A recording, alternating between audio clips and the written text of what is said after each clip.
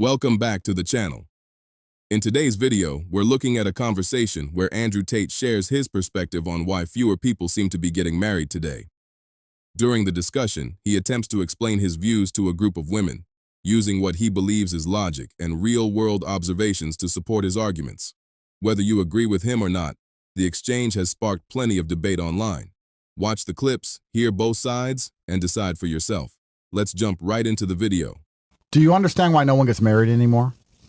I don't really care what other people do. Of course, but do you understand why nobody gets married anymore? Yeah, I mean, I think there's a lot of reasons why. What are the reasons? Like, dating in general is really fucked up. I think it has a lot to do with social media. Like, I feel like that's a majority of it because it's like grass is always greener on the other side kind of thing. Like, that's part of it, yeah. I don't know. For me personally, I don't care what other people do as far as who sees the grass greener on the other side, though, in your opinion? Everybody. I think everybody sees, like, you know, all the expensive bullshit and this and that and whatever on social media, and they think, oh, I want that and this and that. You think that men actually think that, though? Like, the grass greener on the other side, there's these rich chicks I think speaking generally over a demographic of people is ignorant. I think that's stupid. I think it's situational from person to person, and I don't think that you can. I'm not going to sit here and be like, men do this or men do that, or women do this or women do that. I think that's stupid. Well, you have to speak in generalizations when you make a point, because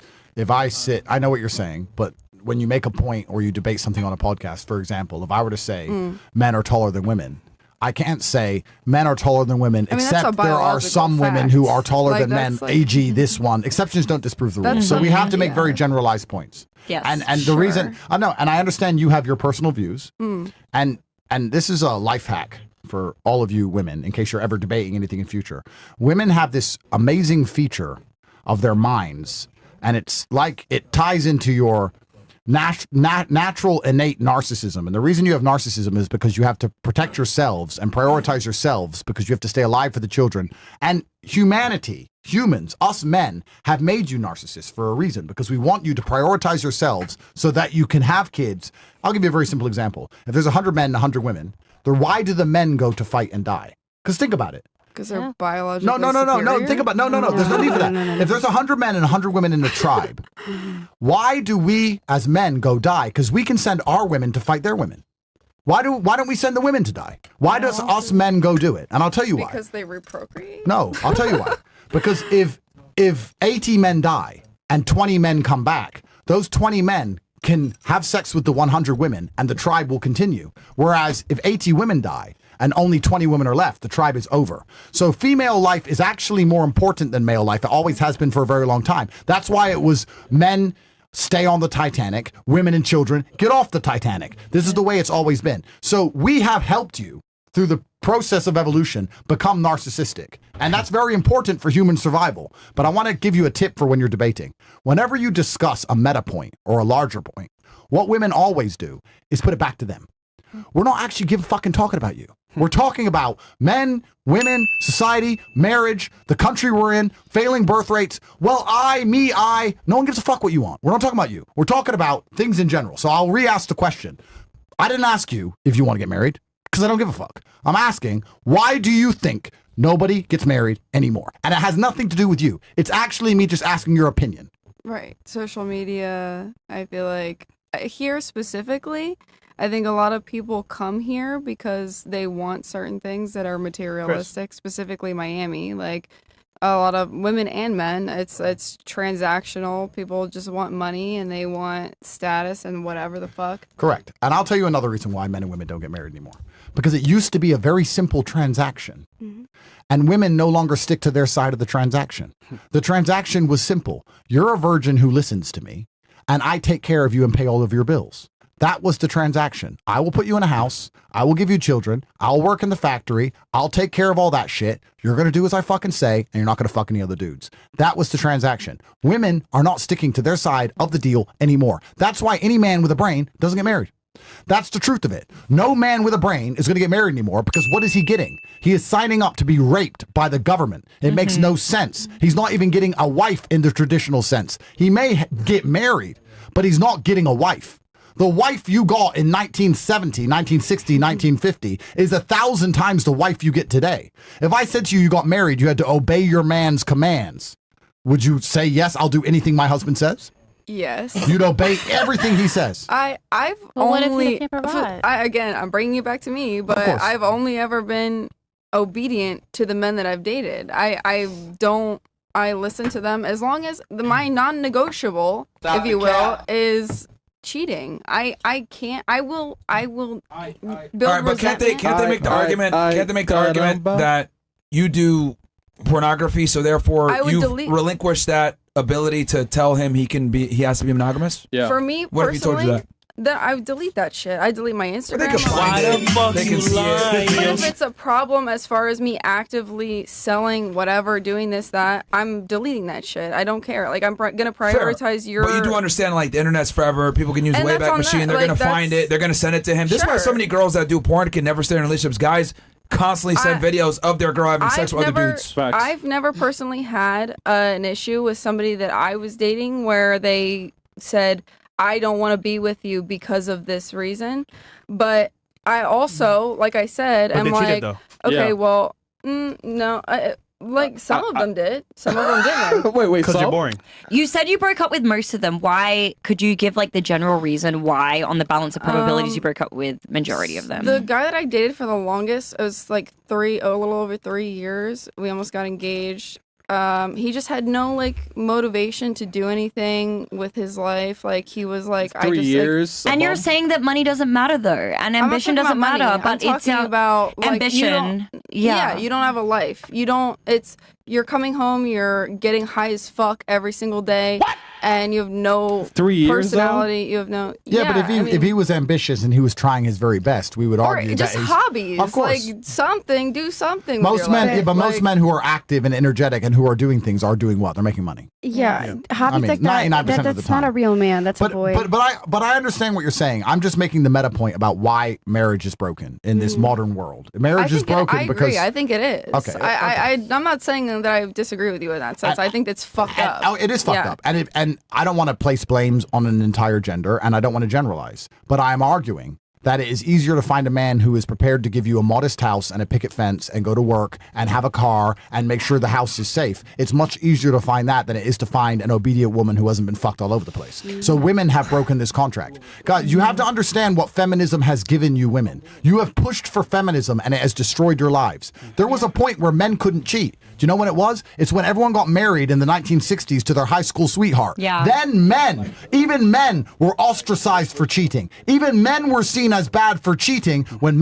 women got together in their teenage years, stuck together. But women sat there and said, I don't want to listen to my husband. I don't want to be told what to do. I want to be free. I want feminism. So now you've been given freedom. And what do you have now? You have a few women chasing all the men, being fucked all over the place, not even getting kids out of it. A bunch of other women who can't find a rich man who have to sell pussy for fucking pennies. Feminism has destroyed your lives. Completely taken everything from you. Yep. Now you have to go out there and try and find a man who will marry you, and it's very fucking difficult because a lot of men don't even want to get married anymore. Feminism has wrecked the entire game for you. You pushed for it and shot yourselves in the foot. That's what's actually happened. And it's ridiculous. How has feminism, outside of bullshit rape cases and Me Too garbage, but in terms of general interactions in society, how has feminism hurt men? Because feminism's great. I get fucking different girl every fucking day. Yep. These stupid bitches buy their own taxi in and own taxi out of my fucking house. They think they're fucking getting something out of me when I'm getting everything out of them. They're fucking, I say, do you want me to pay your bills? No, I'm a boss girl. Well, then pay your own shit, dummy. Like, bro, feminism's great for any man with a fucking brain. You women are wrecking yourselves. All because you didn't listen to your fucking fathers. You should have listened to men, because you know what your dad would have said? Find a man at 18 who's 45 years old, like I'm telling my daughter when she's older, have some fucking kids, make sure he pays your bills, and behave yourself. You fucked your own lives up. You know, it's also interesting. It's MLK Day, interestingly enough. Even MLK was running around having sex with a bunch of chicks. Yeah, he hit that shit. White girls. We had to find out through declassified. Yes. He hit it. We had to find out through declassified FBI documents that he was running around cheating on people. We didn't even know.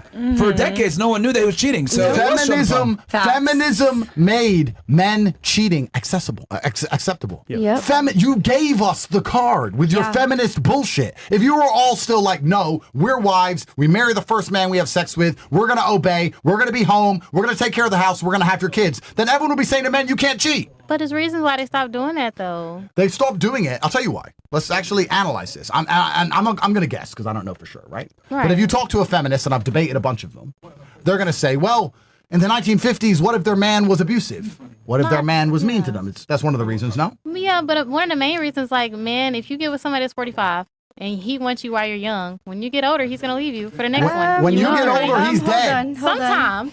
When you get older, he's gone. Sometimes, if you don't have a kid, like you said, you don't have an asset. But you're going to have a kid. That's that point. Most of them, they need to have kids. Most of these girls are sending the kid back to God. They're aborting them as soon as they get pregnant. The reason that women were so unhappy with the old marriage contract that people used to have is that some men were pieces of shit. Yeah. And some women are pieces of shit. Some people are pieces of shit. In the 1960s, when you got forced, basically, by society to marry the first person you had sex with, perhaps there was a percentage of households where women, unfortunately, got stuck with an alcoholic dickhead or an abusive man who beat the shit out of her. That's true. Yeah. But I would argue that in 97% of households, the man was just going to work and paying the bills. Yeah. So we've taken the exception and used it to destroy the rule. I'm not saying men are perfect. I'm not saying there wasn't fucking morons. I'm not saying that some women didn't have a hard time. Of course they did. What I'm saying is that we've taken those small examples, and feminism as a whole does this. It takes small examples and extrapolates them out. It's very interesting you said something about generalization of the population, because feminists do this the most. Men have all the power. No. Rich men have all the power.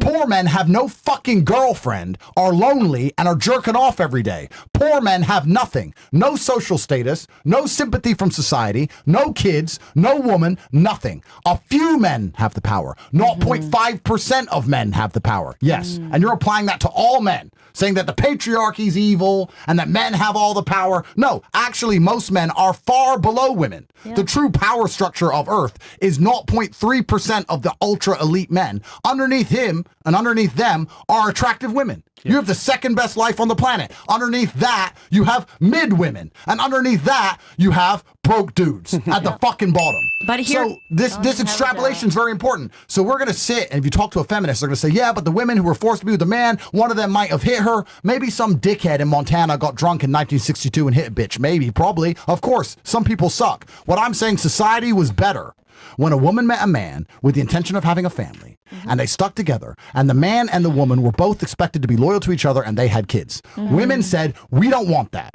We don't want to be told what to do. We want to make our own choices. We want to party. We want to run around and do whatever. Girls just want to have fun. Material Girl by Madonna. We want handbags. Well, now you fucking got it. Now you got to share a few dudes at the top with all the money, and they don't want to have kids with you. They just want to fuck you left and right. And that's how you get disrespected. Every girl I've fucked without giving a kid was disrespected. I've never disrespected any of the mothers of my children because they have perfect, beautiful lives, and I gave it to them. I did. Guys, real quick, we're going to do a... In this conversation, Andrew Tate argues that one of the main reasons fewer people are getting married today is that, in his view, the traditional expectations that once formed the foundation of marriage have changed dramatically. According to him, marriage in the past was based on a clear exchange of roles and responsibilities. He claims that women were expected to bring qualities such as loyalty, modesty, and support for their husbands, while men were expected to be strong providers, protectors, and leaders of their families. Tate argues that many of those traditional expectations no longer exist in modern relationships, making marriage less appealing to some men. Another point he raises is the legal risk associated with marriage under state law. He argues that divorce can have serious financial consequences for men, particularly when assets are divided. From his perspective, this makes marriage a risky decision and, as he puts it, bad business for many men. Tate also claims that modern dating has changed significantly compared to previous generations. He argues that men today are expected to invest more time, effort, and resources into relationships while receiving less in return than men did decades ago. He further suggests that finding a traditional, provider-minded man is easier than finding a woman who fits the traditional standards many men are looking for. Finally, he argues that the rise of feminism has contributed to these changes and has had unintended consequences for relationships and marriage. Whether you agree with his views or disagree with them, the discussion has certainly sparked debate online. If you enjoyed this video, be sure to like, share your thoughts in the comments, and subscribe to the channel for more interesting content.